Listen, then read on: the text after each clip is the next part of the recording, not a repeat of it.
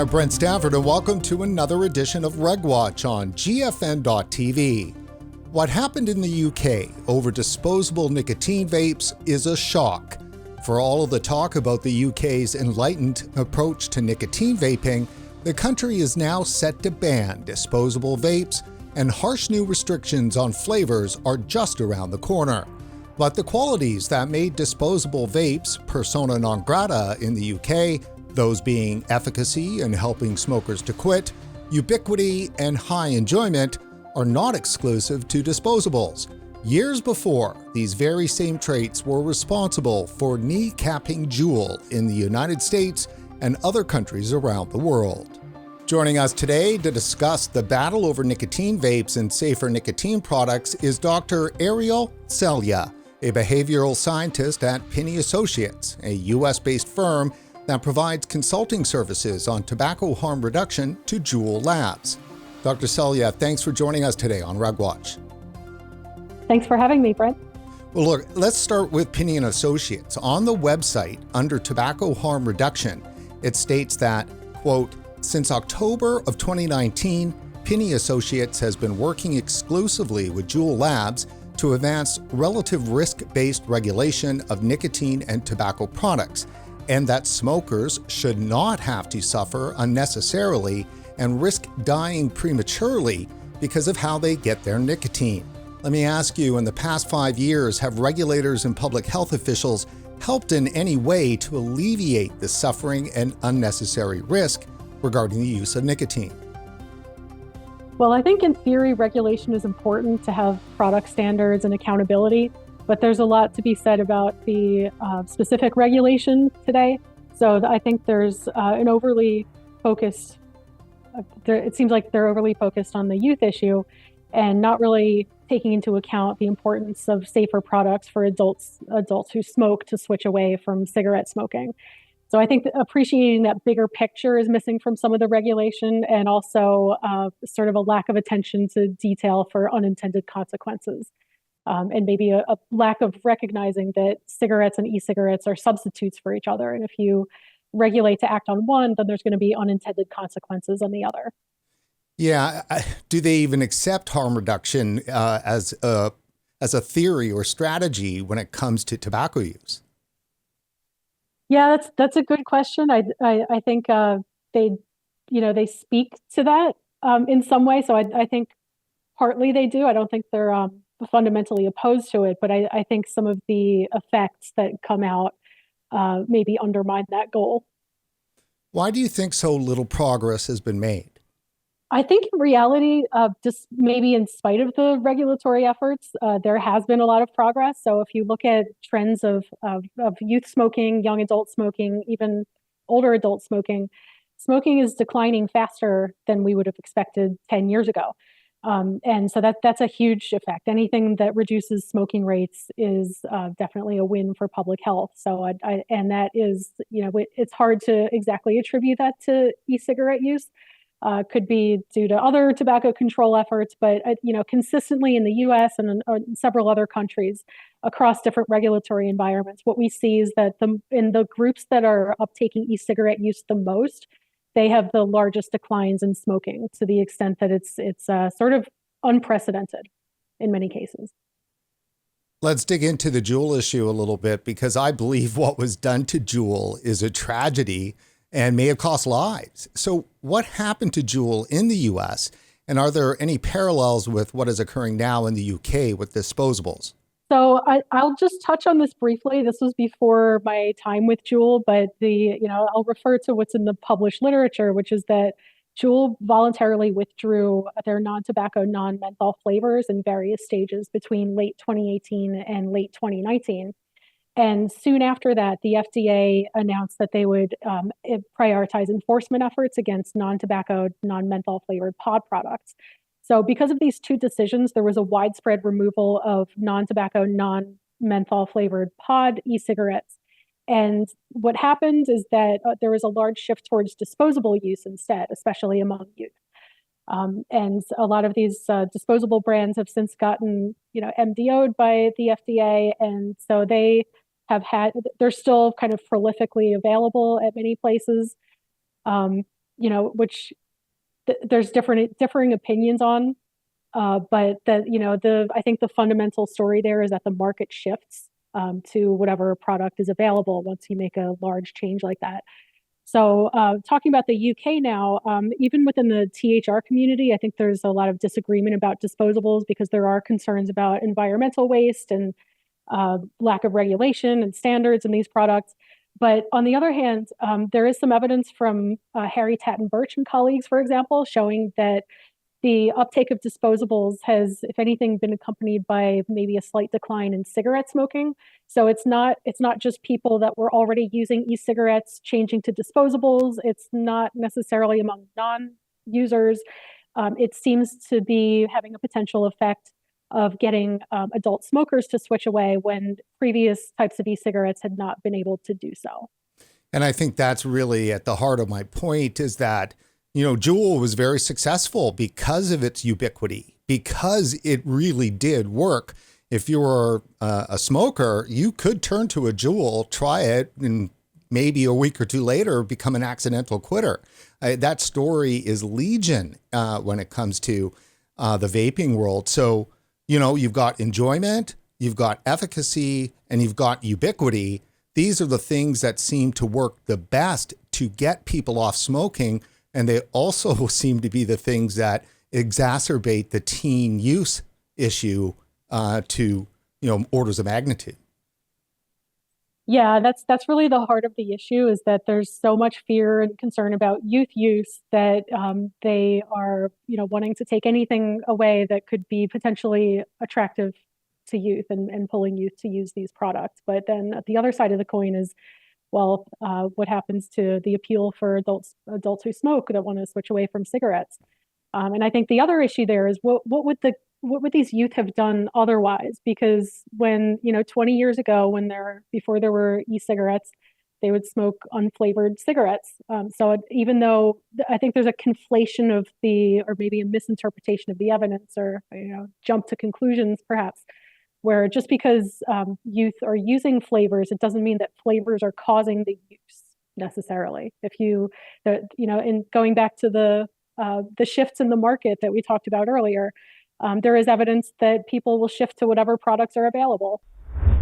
Dr. Selya, consulting on tobacco harm reduction for JUUL, what does that entail? So as a behavioral scientist, we study what happens when people use JUUL products. There's a couple of studies out now looking at a large study of adult JUUL purchasers. And it wasn't a cessation trial. It was completely naturalistic. The participants were not expected to quit smoking. There was no assumption or expectation that they would quit. It's just like, okay, you bought a JUUL product, participate in the survey over, a year or two about what you end up doing. And after 1 year, over 50% of adult established smokers switched away from cigarettes 1 year after JUUL purchase. And that rate continued to rise a bit more throughout the second year.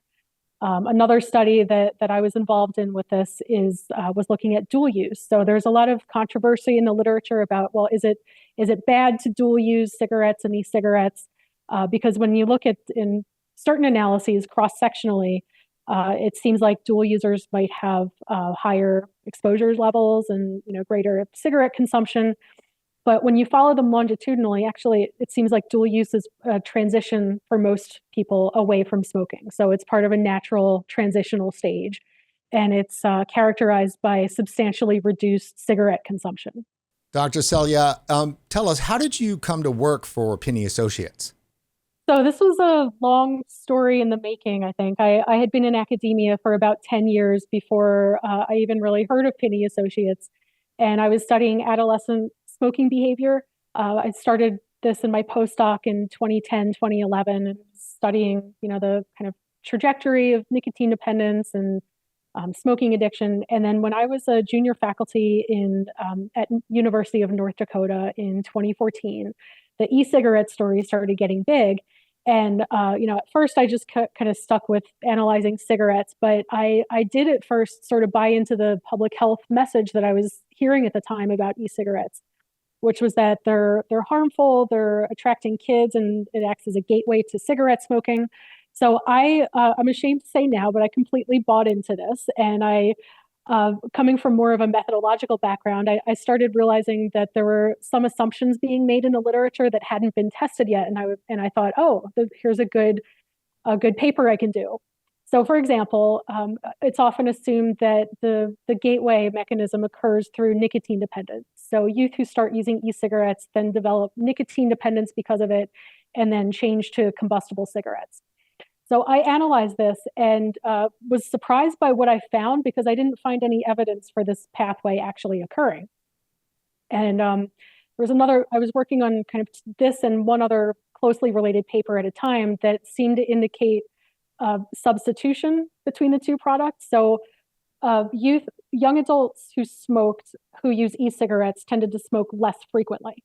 So it was almost an offsetting effect. And I was like, that's interesting. And I had never heard about that before. I'd never heard of anything besides the kind of alarmist narrative about youth.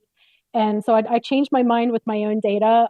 I wrote this up and submitted it. And then I started thinking, I was really engaged in this story now because what I was finding in the data was so completely different from what I had been hearing. And eventually I got into population level trend modeling. So I thought, okay, how else can I test the gateway hypothesis? And how can I test whether that's occurring or not? And I realized that if under the gateway hypothesis, if that's true, then there should be more youth cigarette smokers now than there would be otherwise if e-cigarettes hadn't appeared.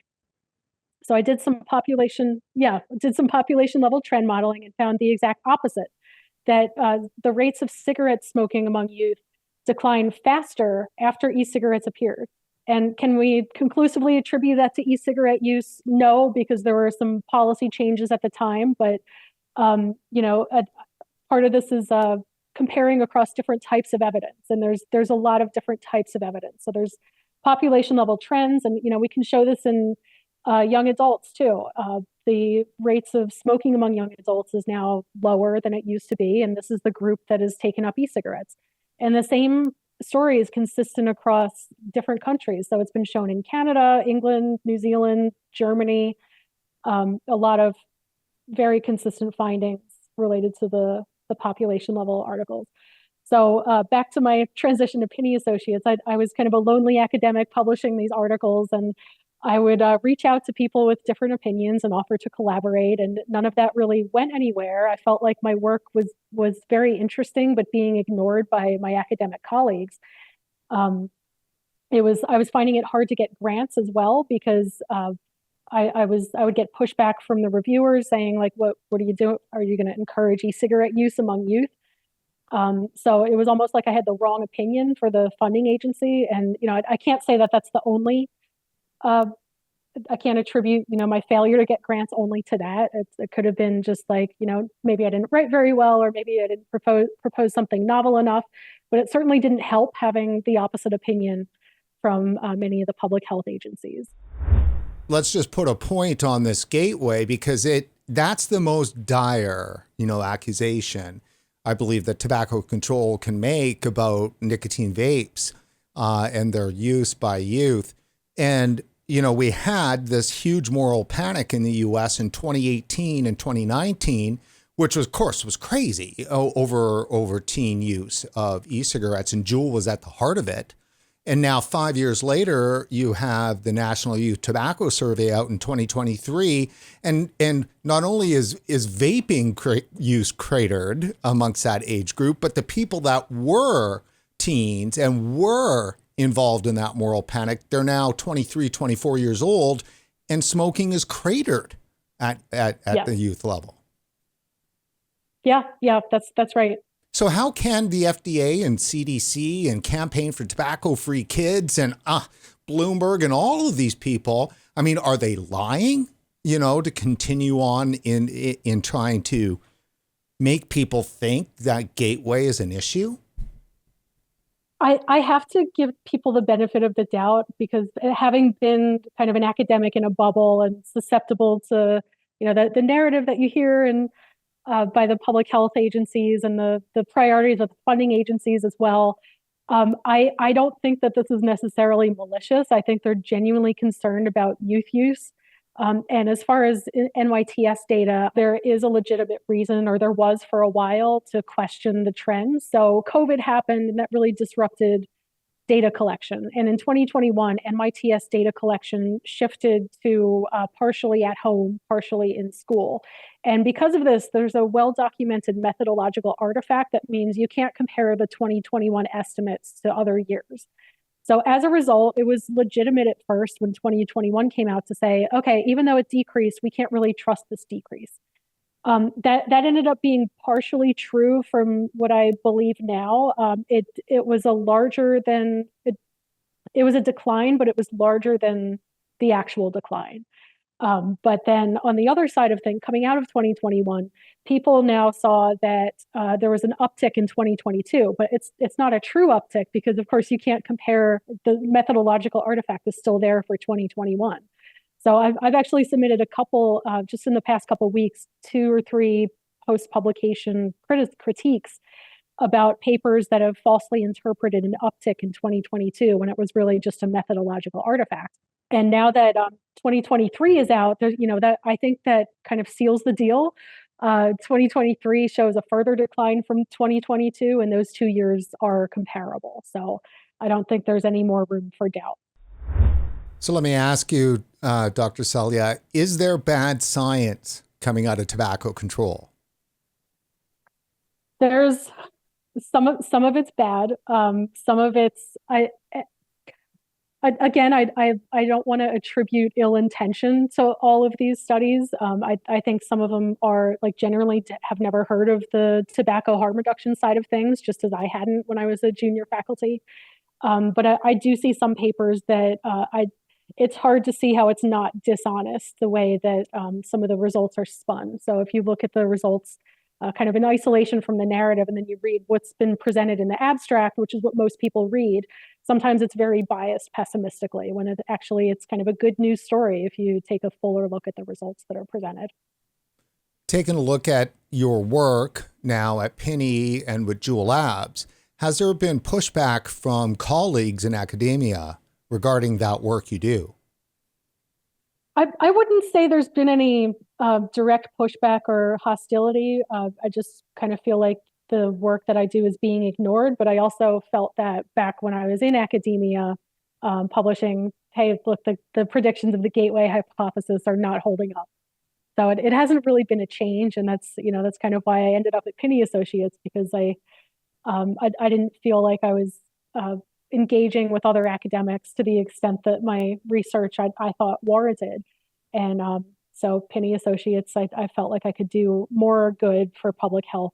But there are issues, though, with research that has been funded or supported by what's considered a tobacco industry company, which is what JUUL is considered. I might disagree with that a little bit, but of course, JUUL is not PMI or JUUL is not BAT. However, they are considered to be the same. And talk to us a little bit about some of the kind of pushback that happens around the fact that JUUL is involved. Yeah, so it is a lot harder to publish with an affiliation, because many journals have a blanket policy that they won't accept any submissions that are funded by industry or with industry affiliated authors. So that really cuts down our publishing options. The other thing is, even if the journal doesn't have a strict policy, sometimes they think that it's suspect nevertheless. We're always very careful to be transparent about our disclosures and our conflicts, but sometimes that's not enough. It's considered not reliable. Whereas our attitude is let's disclose it and let the reader decide for themselves. But it seems like it's harder and harder to even get a platform to publish our science. So in October of 2022, you're a co-author on a paper that was published and then the next year retracted by the journal BMC Public Health in July of 2023. What conclusions did that paper make, and for what reason was it retracted? So that paper was another population level trend paper. It was looking at different age groups of adults in US data, so NHIS data, and looking at the association between uptake of e-cigarettes and the decline in cigarette smoking. And just like I've found for adolescents, and just like it's been reported in many other countries, the degree of e-cigarette uptake was associated with larger declines in cigarette smoking. So this was especially true of young adults, for example, who take up e-cigarettes to the greatest degree. And in that paper, we also split it by other demographic groups, essentially finding the same thing, that the more this group uptakes e-cigarettes, the farther they decline in cigarette smoking. So that was the conclusion of the paper. The reason for retraction, when we received the original criticism from an anonymous author, it was a litany against JUUL funding to begin with, because this was a JUUL funded publication. But let's keep in mind, this is CDC data. It's publicly available data. Anybody can download the data set and redo the analysis if they think that we made an error. But the criticism letter was really just about JUUL funding and previous publications that JUUL did. So there was a criticism about, JUUL paid so much money for this monograph special issue. But on the other hand, this is like standard academic publishing fees. Like any NIH grant would pay the same amount of money for the same product. So really just a misunderstanding of like academic publishing. Furthermore, the criticism did identify a couple of methodological issues. So one key assumption on, what year did e-cigarette use start? Because they were introduced in the US around 2007, but use was really negligible for a couple of years. There's a number of other studies saying that somewhere around 2010 to 2014 is when, use became really noticeable at the population level. So we had reasons to choose this particular cutoff and make this assumption. And the editor and the anonymous critic was very hung up on this, saying, no, this completely invalidates the results. But the thing is, we addressed this during peer review, and we ran even more sensitivity analyses saying, okay, if you don't like this assumption, we'll use this other assumption instead, and we get the exact same results. So we felt that the criticisms were based on issues that were raised and that we addressed during peer review. And by the way, we've made all correspondence with the journal, including the initial reviews available on OSF. Yeah, it's well, they're attacking over niggling issues, and that issue shouldn't have gotten you retracted. It was basically the JUUL issue. Is it possible to think that if money comes from the NIH, that doesn't come with bias? I think it is a bias because the NIH has their funding priorities. So back when I was applying for grants as an academic, I did feel the pressure to kind of conform with the priorities and the assumptions of the funding agency. And like I said, my disagreement of my own research with the assumptions of the public health community, I think did get me into trouble. Like they're not going to fund that research. So I think it's, when you're a faculty member, like I don't want to say that everybody is, inherently biased. Like they might not even be aware of it, but as a faculty member, you have to do what you need to do to survive. And more these days, that includes getting grants from NIH or other funding agencies. So if you don't have a reason to distrust what they're telling you, then it's kind of natural to nudge people into doing this type of research. But I do think that it's a conflict of interest that should be disclosed. From what I understand, NIH will pick a side on an issue and only fund their side. That's what it seems like in my experience. Dr. Selya, I know that you're going to be doing a workshop, co-workshop with Clive Bate at the Global Forum on Nicotine, which is the annual conference on safer nicotine products and tobacco harm reduction. Coming up is GFN 24, again this June 13th to 15 in Warsaw, Poland. Let me ask you, why is an event like GFN important, and can you share some details on the workshop? So I really like GFN because it's a forum where it has so many different types of people there. So I go to a number of conferences all year ranging from industry conferences to pure academic conferences. And GFN's a really nice mix that includes the consumer groups as well. And as a recovering academic, I like to make sure that I'm getting out of my bubble and talking to people that are actually affected. I will be co-hosting a panel with Clive, and we are still figuring out exactly what to do with it, but it's going to be related to the weekly lit reviews that we do.